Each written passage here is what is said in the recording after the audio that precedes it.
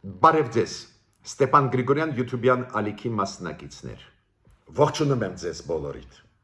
Այսօր մարտի 31-ն է։ Տեսնում եք ինչքան ակտիվ զարգանում են process-ները եւ Հայաստանի ներսում, եւ Հայաստանի շուրջ, եւ աշխարհում։ Դա է պատճառը, որ մենք պետք է շարունակենք մեր աշխատանքը։ Ուշադիր հետևենք ինչ է կատարվում Հայաստանի շուրջ, ուշադիր հետևենք ինչ է կատարվում Հայաստանի ներսում։ Ես այսօր անպայման ձեզ կներկայացնեմ իմ կարծիքը Գյումրում անցկացված ընտրությունների մասին։ Այդ ինչ տենդենսներ էին, այդ ինչ արդյունքներ են, ինչի արդյունքը, որ այս ձևի արդյունք մենք ստացանք։ Ես անպայման կանդրադառնամ իմ երեկվա ելույթին Արցախայցյան հանրավակի մասին, որը հավաքվեց 3-4 օրը ազատության հրապարակում։ Դուք ուղարկեցիք շատ ու շատ հարցեր, ուղղակի հպարտանում եմ ձեզանով, քանի որ ես այս հանրավակից դրական կողմերը ասեցի, բայց դուք ուշադրությունս դարձրեցիք, որ նաև կան վտանգավոր զարգացումներ, մտահոգիչ անպայման այդ ձեր հարցերին կպատասխանեն, որ դուք ունենաք ամփոփ պատկեր իմ կարծիքի մասին այս process-ների։ Այո, նախկինները ակտիվացան, պրոռուսական ուժերը ակտիվացան, դա արտահայտվեց եւ Արցախայցյան այս միտինգին, ու ես պնդում եմ, որ կառավարությունը պետք է այդ process-ները վերահսկի, ուշադիր հետևի, ու նույնիսկ այս ձևի process-ներ առանձին դեպքերում կարելի է օգտագործել ի օգուտ պետության, բայց դուք բարձրացրեցիք փայլուն մտահոգիչ հարցեր, անպայման կպատասխանեմ, ես եւ Գյումրիի ընտրությունները անպայման պետք է լուրջ հետևություններ անենք։ Ես նաև այսօր կխոսեմ ձեզ այդ շատ կարևոր հարցից, Դոնալդ Տրամփի քաղաքականությունից, անընդհատ մենք անդրադառնում ենք, քանի որ Դոնալդ Տրամփի քաղաքականությունը ազդում է ամբողջ աշխարհի վրա, նաև լրջագույնս Եվրոպայի վրա, նաև լրջագույնս Իրանի վրա, ուրեմն շոշափում է մեր շահերը, դրա մասին այսօր կխոսենք, եւ կխոսենք մտահոգիչ փաստի մասին, որ նույնիսկ մեր պաշտպանության նախարարությունը ստիպված էր ընդունել, որ ադրբեջանցիք կրակում են մեր վրա։ Մտահոգիչ է դա, պատրաստվում է Ադրբեջանը ինչ որ քայլեր անել, պարզ է, մենք պետք է հասկանանք, պատրաստ լինենք, խուճամփի մեջ չընկնենք։ Ուրեմն սկսում ենք այսօրվա մեր ելույթը, մեր հանդիպումը, մեր զրույցը։ Ալիևը Էրդողանի հետ ունեցան հեռախոսազրույց։ 3 Դա դուք գիտեք մահմեդականների Սուրբ Ռամազան տոնի հետ կապված է, շնորհավորեցին իրար, պարզ է, քննարկեցին նաև տարածաշրջանի հարցերը, մեր տարածաշրջանի հարցերը։ Ես պատական չեմ համարում ակտիվությունը Էրդողան-Պուտին, Ալիև-Պուտին, Ալիև-Էրդողան։ Հիշում եք այս ձևի ակտիվ հեռախոսազրույցները տարբեր պատրվակների տակ արված եղել են 2020 թվի միջև մեծ երկրորդ Ղարաբաղյան պատերազմ, եղել են 2021 թվի միջև ներխուժում, հիշում եք Սյունիքում Սև լճերը Ադրբեջանի կողմից, եղել են 2022 թվին, երբ որ Ադրբեջանը գնաց ու սկսեց իր ագրեսիա դեպի Ջերմուկի ուղղությամբ, այս ձևի քննարկումներ եղել են Պուտին, Էրդողան, Ալիև միջև հայաթափում Լեռնային Ղարաբաղի, միջև հայաթափումի սկիզբը 2023 թվի սեպտեմբերին, ուղղակի մի շաբաթ առաջ, 10 օր առաջ, 5 օր առաջ, ուրեմն ուշադիր պետք է լինի իշխանությունը, մեր ֆունկցիան ձեզ հետ հենց նա է, ուշադրությունը դարձնել, քանի որ իշխանությունները տարված են ամենօրյա ծանր հարցերով, սոցիալական հարցեր, խաղաղության հետ կապված հարցեր։ Ադրբեջանը կրակում է նորից։ Դուք գիտեք, Ադրբեջանը 3 մեղադրեց մեր պաշտպանության նախարարությունը նրանում ու Հայաստանը, որ մենք զինադատարը խախտել ենք եւ մարտի 29-ին եւ մարտի 30-ին։ То есть փաստորեն մեկ հայտարարությամբ իրենք խախտել են մեղադրել են մենք մեզ երկու խախտումների մեջ եւ մարտի 29-ին եւ մարտի 30-ին։ Հիմա մերոնք պարզա հերքում են, մերոնք ասում են մենք պատրաստ ենք համատեղ խումբ ստեղծել դիտորդական, որը կուսումնասիրի կամ փորձագիտական խումբ, Ադրբեջանը չի պատասխանում, բայց անընդհատ մեզ մեղադրում է։ Այսօր Պաշտպանության նախարարությունը Հայաստանի առաջի անգամը, որ առաջինը ոչ թե պաշտպանվում է, բացատրություն տալիս է, որ մենք վատը չենք, առաջի անգամը, որ ասեց իրոք խնածախ գյուղի նկատմամբ այդ ուղղությամբ գյուղի եղել են կրակոցներ։ Նախկինում մեր պաշտպանության նախարարությունը եւ պաշտպանության նախարարը ազգային ժողովում Սուրեն Պապիկյանը հիշում եք ինչ էր ասում էր, որ հա իրենք կրակում են, բայց թիրախ դեպի ինչ որ կոնկրետ թիրախ չեն կրակում, չեն թիրախավորում գյուղը կամ շինությունները, գյուղի կամ մարդկանց, կոպիտ ասած ժողովրդի լեզվով ասեմ, օդ են կրակում։ Բայց հիմա Հայաստանի պաշտպանության նախարարությունը ասեց, չէ, այս անգամ կրակել են դեպի գյուղի ուղղությամբ, խնածախ գյուղի ուղղությամբ։ Հիմա Գյումրու ընտրությունների հետ կապված։ Գյումրու ընտրությունների հետ խոսելիս ես կկապեմ նաև այն process-ին, որը եղավ 3 չարաչորը, երբ որ արցախցիները դուրս եկան փողոց, անցկացրեցին բավական մեծ հանրահավաք Երևանի կենտրոնում, Ազատության հրապարակում, դրեցին ինչ որ հարցեր, բայց ես կապում եմ նաև այդ հանրահավաքի հետ։ Ակնհայտ է, որ նախկինները ակտիվանում են, ակնհայտ է, որ նախկինները հասկանալով, որ դժգոհությունը վարած քաղաքականության հետ այսօրվա իշխանությունների աճում է ու ակտիվ այդ իրանց ռեսուրսները օգտագործում են։ Դա մենք տեսանք Գյումրիում, ակնհայտ էր դա մենք տեսնում ենք նաև ակտիվացում Երևանում։ Նայեք,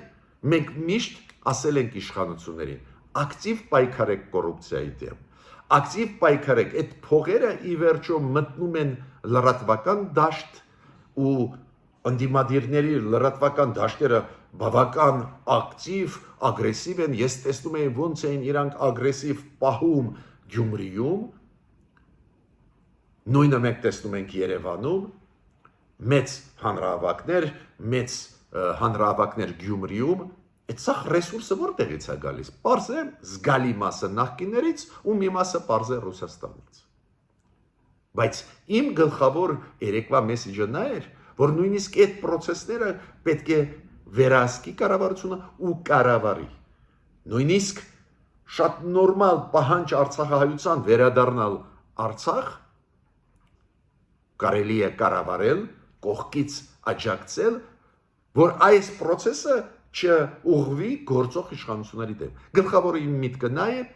որը առաջացրեց շատ ու շատ հարցեր, շատ շնորհակալ եմ, մի քիչ ավելի ուշ կպատասխանեմ, բայց հիմա ես ուզում եմ արդյունքների մասին մի քանի խոսք ասել Գյումրու հետ կապված։ Նու առաջինը ոչ միայն Գյումրիում, նաև Փարաքարում անցեն կացվի ընտրությունները, Փարաքարում գլխավոր ընդդիմադիրը կրեց, դուք գիտեք ինքը հավաքեց 50%-ից ավել, դա նշանակում է քաղ պայմանագիրը պարտվեց ընտրություններում Փարաքարի, բայց Գյումրիում մի քիչ ավելի բարդ է իրավիճակը։ 5 քաղաքական ուժ, 5 տեխնացու կրեցին, անցան շեմը, անցան 4%-անոց, դա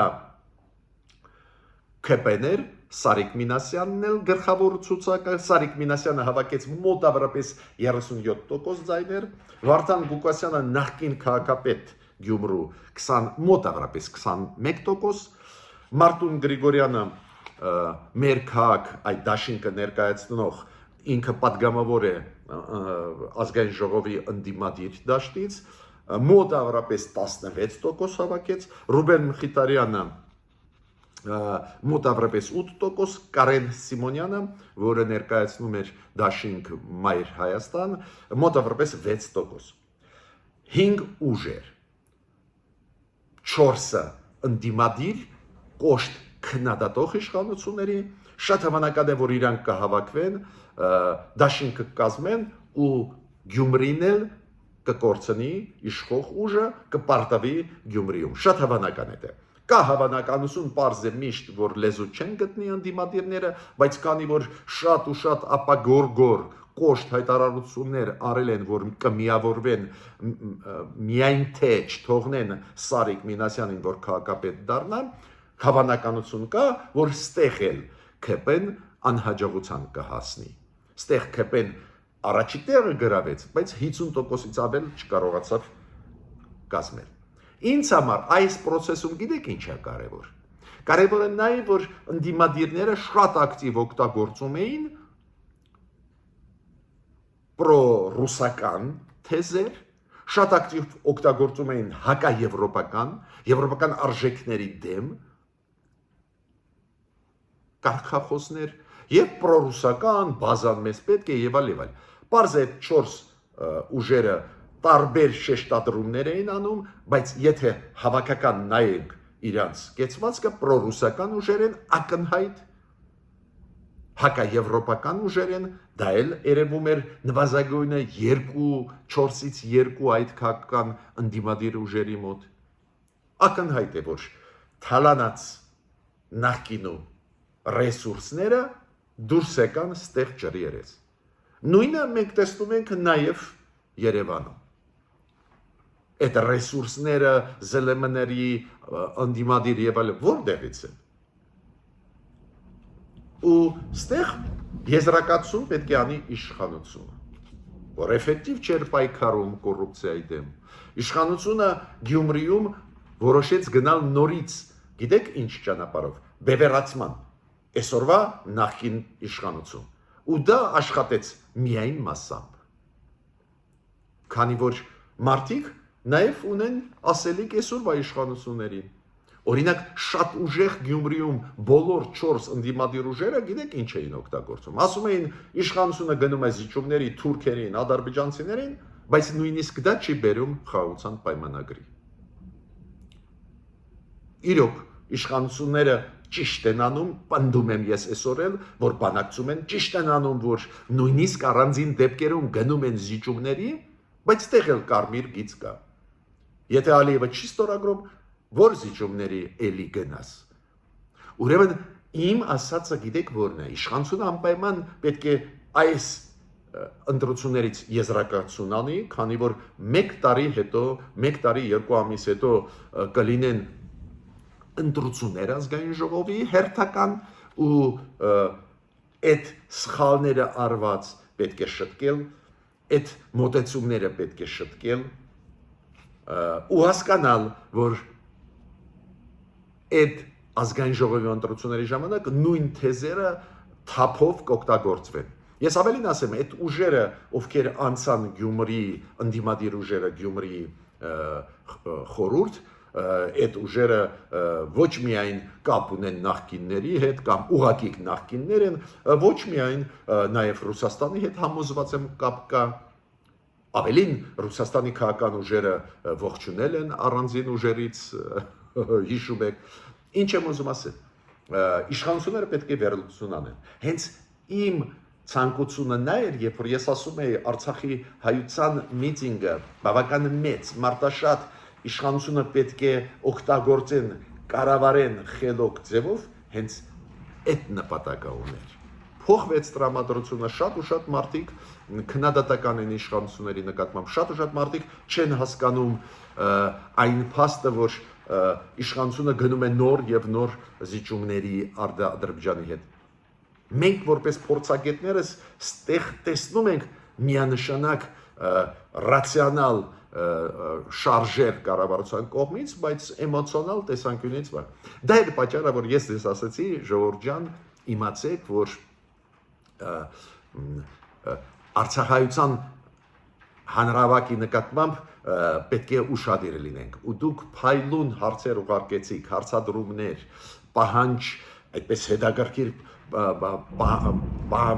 հարցեր, որոնք իրենց մեջ պահանջատիրություն են պարունակում, դրա մասին ես կխոսեմ ու մի քիչ ավելի ուշ կպատասխանեմ։ Բայց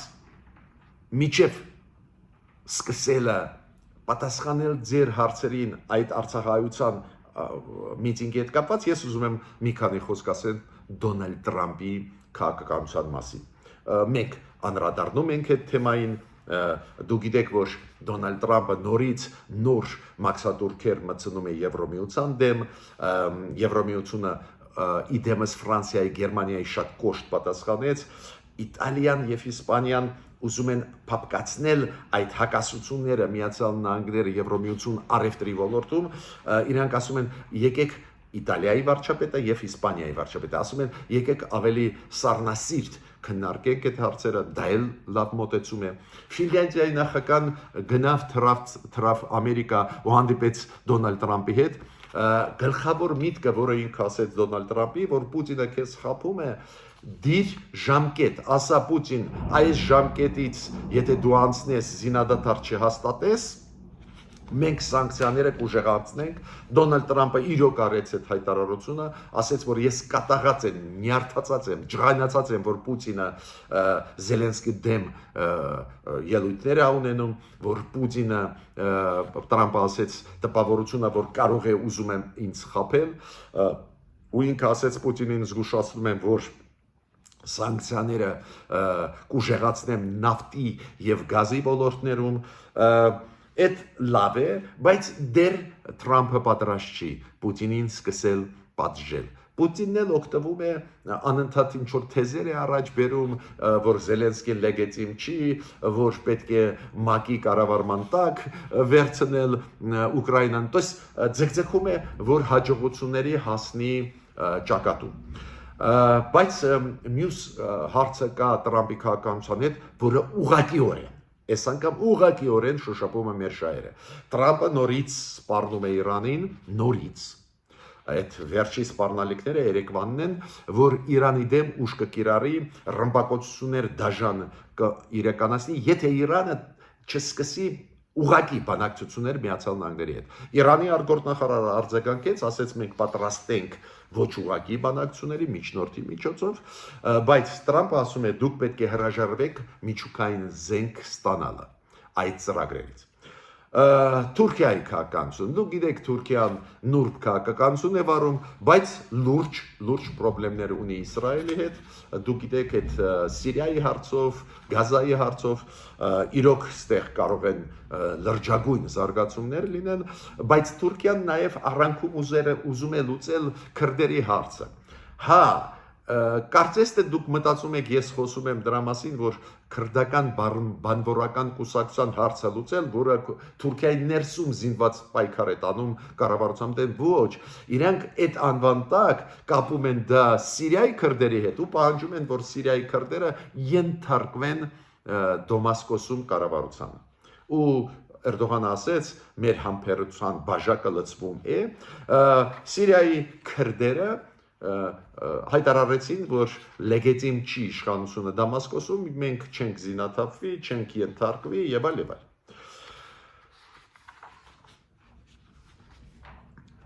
Հիմա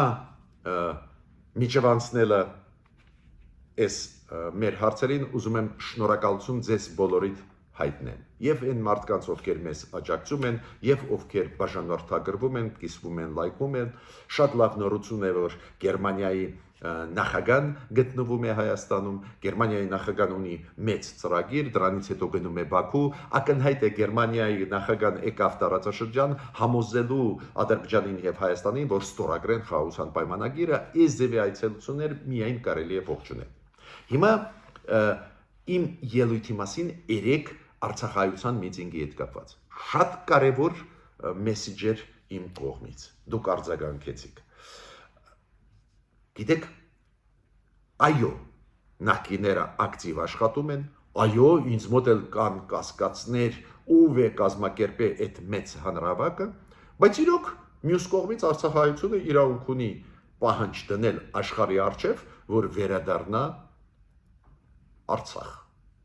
Ու դա պահանջում են եւ Միացյալ Նահանգները եւ Եվրոմիությունը։ Այդպես չի, որ միայն Արցախայցությունը դա պահանջում է։ Դա է պատճառը, որ այդ լուրջ process է։ Process-ները գնացող, ընթացող Գյումրիում նաև շատ լուրջ էին, շատ լուրջ էին։ Ուրեմն մենք պետք է հասկանանք, որ նախկինները ակտիվացան։ Նախկինները հասկացան, որ հասարակության մեջ, նույնիսկ Նիկոլ Փաշինյանի կողմնակիցների մեջ կա դժգոհություն, որ Ալիևը չի ստորագրում փաստաթուղթը։ Ալիևը չի ստորագրում նույնիսկ դրանից հետո, որ մերոն գնացին լրջագույն զիջումների բաց խոսենք։ Ես ողջունել եմ այդ process-ը, ողջունում եմ, բայց ասում եմ, այո, կան այնտեղ զիջումներ Հայաստանի կողմից, որոնք իրոք խնդրահարույց են։ Ու պարզ է, որ դա հասարակությունում հարցեր է առաջացնում, դա է պատճառը, որ այս 4 պրոռուսական ուժերը Գյումրիում հասան ինչ որ արդյունքների ու 4-ով միասին, եթե միավորվեն ՔՊ-ի համեմատ կունենան 50%-ից ավել, կունենան նվազագույնը 20 մանդատ 33-ից, то есть կայուն մեծամասնություն կարող են ունենալ, եթե միավորվեն, ու ես կապում եմ նաև այդ process-ների, որ գնում են Երևանում, մեծ հանրավակներ, դժգոհություն իշխանություններից, ու հիմա ձեր հարցերին պատասխանեն շատ տպավորիչ հարցեր, շատ ճիշտ։ Օրինակ, Շահեն Մուսինյանը, Անահիտ Գևորգյանը, Նիկոլասը, ինչ են ասում։ Իրանք ասում են Արցախի կառավարությունը նախկին ծրեց Արցախը, հիմա մեզանից ինչ որ բան պահանջում են։ Շատ ճիշտ եք ասում։ Այդ նախկին Արցախի իշխանությունները ավելի ճիշտ հիշում եք ինչ որ ժամանակավոր մարդ ընտրվեց, որ ծրեց, այդ հանցագործություն էր Արցախի առջև։ Հա, հետո Երևանում իրանք ասացին, որ դա լեգիտիմ ուժ չունի, քանի որ մենք վտանգի տակ էին գտնվում եւ Արցախի ժողովուրդը ստիպված էին համաձայնվել, բայց ձեր քննադատությունը ճիշտ է։ Շատ սխալներ արեցին։ Բայց ինչի դուք այդ հարցը բարձրացրեցիք, քանի որ ես օգտագործեցի բառ Արցախի կառավարությունը նաեւ պետք է միանա այդ շարժմանը Արցախահայերի վերադառնա։ Ես նկատի ունեի ազգային ժողովը, то есть ընտրված ժողովրդի կողմից, դա ոչ մի կապ չունի այն մարդկանց հետ, ովքեր այդ խայտարակ որոշում ընդունել են։ Բայց ցանկացած դեպքում ձեր դիտողությունը շատ ճիշտ է։ Իրոք խայտարակ որոշում կատարել են եւ նախկին Արցախի իշխանությունները, եւ այդ պահին խայտարակ որոշումներ։ Մյուսը Շուշանա Վարդանյան, ինքը ասում է, որ նույնիսկ Քոչարյանը, որը Արցախից էր, չճանաչեց Արցախի անկախությունը կամ չմիավորեց Հայաստանի հետ, հիմա ինչ են պահանջում։ Դե յուրե փաստորեն Արցախը Ադրբեջանն է, իրանք են ճանաչում։ Ես հիմա չեմ ուզում այդ պատմության մեջ, դուք գիտեք նախկինները թալանելով Հայաստանը ինչ վիճակի մեջ մցրեցին մեզ բոլորիս, որ Հայաստանը նույնիսկ ունակ չէր պաշտպանվել ուժեղ, քանի որ ամեն ինչ Ռուսաստանի տակ էր, Ռուսաստանը անցավ Ադրբեջանի կողմ, հասկանում եք այդ ինչա նշանակում, բայց ուզում եմ ասել, որ գործող իշխանություններն են ճանաչեցին Արցախը ստիպված, դրա համար շատ են հիմա քննադատում, բայց ստիպված ճանաչեցին, որ նոր ագրեսիա Հայաստանի դեմ չլինի։ Մյուս հարցերը, գիտեք, շարք հարցերի Ելենա Մխիթարյան, Լիդա Գրիգորյան, Սվետլանա Տովմասյան։ Իրենք մարդիկ ասում են, ճիշտ են ասում են,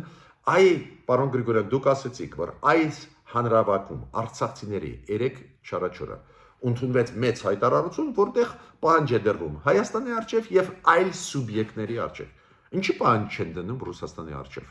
Եթե իրանք պրոռուսական քաղաքականություն էին վարում, հավատում էին Ռուսաստանին։ Միանշանակ ձեզ է ճիշտ է։ Պարզ է,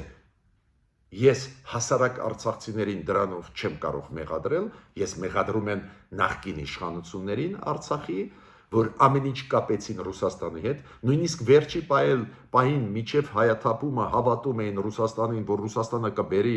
իր մարդուն Ղարաբաղում կպայի Ղարաբաղը, այդ հանցագործություն էր, բայց ես չեմ կապում բարձա բոլոր արցախցիների հետ, բայց ձեր դիտողությունը շատ ճիշտ է։ Օրինակ այդ հայտարարության մեջ Արցախայությունը 3-4-օրվա առանձին կարելի է նշել նաև Ռուսաստանը։ Լավ, Հայաստանից էլ պահանջում եք, հասկանալի է, Հայաստանը ուզում է աջակցել ու աջակցում է Արցախահայության, վատ լավ, բայց աջակցում է, բայց ինչի առանձին չնշեցիք Ռուսաստանը։ Իրանք մեզ կարող են պատասխանել,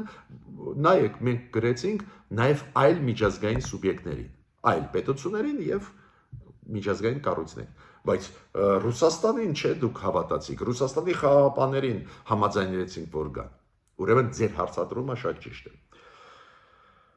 Սոնա Հովսեփյանը նաև հիշեցնում է, որ Ֆրանսիայի սենատը պատրաստ էր ճանաչել Արցախը, եթե Արցախը դիմեր։ Ես ավելին ձեզ ասեմ, պատերազմի ավարտին 2020 թվին, երբ որ զինադադար միջև զինադադարը կանգնելը, հիշում եք օկտոբերին 2020 թվին Պոմպեոն, այն ժամանակ պետքարտուղարը Միացյալ Նահանգների հայտարարությունով հանդես եկավ, առաջարկեց Հայաստանին եւ Արցախահայությանը, որ սկանդինավյան պետություններից բերենք խաղաղապահներ։ Մերժեցին, հիշում եք, Արցախահայությունը մերժեց։ Դա Հայաստանը տատանվում էր, բայց Արցախահայությունը մերժեց, չգիտեմ, արիդ բռնեցին, որ ռուսերեն հասկանում ենք, թող ռուսները եկան ու հանձնեցին։ Բայց իմ կարծիքով այնուամենայնիվ լավ կլիներ, դուք ճիշտ եք, որ Արցախահայության այս հայտարարությունը իր մեջ պարունակել առանձին Ռուսաստանից էլ պահանջներ։ Մյուս հարցերը շատ կարևոր Կարինե Ապրեսյան, Սայաթնովա Տամարյան, Նարինե Տոնոյան, Կամո Ղազարյան, Մարգարիտա Գրիգորյան, Սաշան, իրանք ասում են, այս հանրահավաքները, այս process-ները չեն պարունակում վտանգներ մեր պետականության համար, ապակայունացում, այդ պահանջները։ Սայաթնովա Տամարյանը ինչ է ասում, որ իշխանություններն էլ պարտավոր են զգուշ լինել, թույլ չտան, որ արցախահայերին ներգրավեն այդ process-ների մեջ։ Այ հենց այդ միտքը երեք ես ասում եի։ Ինչի ես ասում եի, որ մեր կառավարությունը այդ process-ը պետք է վերահսկի, նույնիսկ վերցնի ինչ-որ վերահսկողության տակ, ինչի բացատրում եմ, այո, մենք ազատ պետություն ենք, Արցախահայությունն էլ իրանք ունի միտինգ անցկացնի, բայց դրանից կարող են օգտվել նախկինները։ Շատ ճիշտ հարցադրումներ եք դուք անում, դրա մեջ վտանգ կա։ Ուրեմն պետք է կառավարությունը, այո, կառավարի այս ձևի process-ներ։ Արցախահայերը իրանք ունեն պահանջել եւ աշխարհից եւ Ադրբեջանից, որ վերադառնան Արցախ։ Բայց մյուս կողմից, այո, մենք կարող ենք նաև դա օգտագործել։ Դա ճնշում կլինի Ադրբեջանի վրա։ Դա ստիմուլ կտա Ադրբեջանին ստորագրել խաղաղության պայմանագիրը, քանի որ Ադրբեջանը եթե չճնշես, չի ստորագրի խաղաղության պայմանագիրը։ Բայց հետևել այդ process-ին, որ դուրս չգա վերահսկողությունից, անպայման պետք է, քանի որ ակնհայտ է նախկինները պատրաստ են ամեն ինչի, պատրաստ են, որ Հայաստանը ապակայունացվի, պատրաստ են զիջել մեր սուվերենությունը Ռուսաստանին, ուրեմն ուշադիր լինենք։ Շնորհակալություն ուշադրության համար, մինչ նոր հանդիպումներ։